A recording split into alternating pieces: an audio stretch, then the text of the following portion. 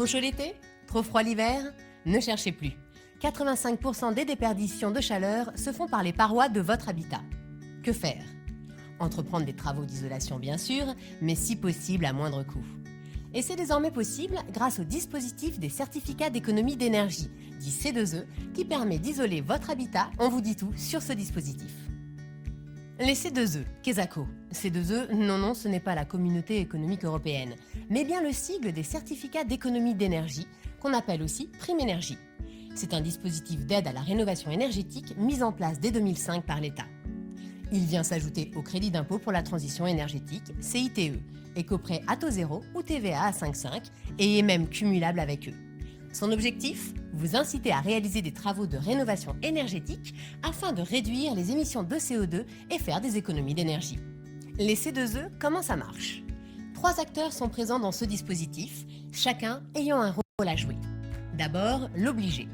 Ce sont les fournisseurs d'énergie et les distributeurs de carburant. L'obligé doit promouvoir activement l'efficacité énergétique auprès des consommateurs et les inciter à réaliser des économies d'énergie.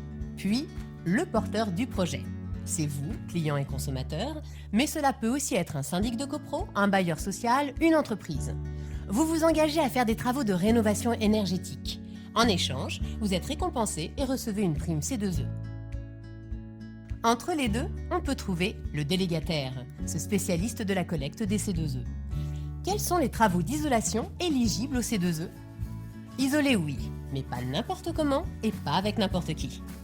Il faut respecter un impératif, que les travaux de rénovation réalisés améliorent la performance énergétique de votre logement. Sont concernés l'isolation des combles et des toitures, des murs, des sols et des planchers bas. Attention, tous les produits d'isolation ne sont pas éligibles. Des seuils minimaux de résistance thermique, R, sont requis selon les parois à isoler.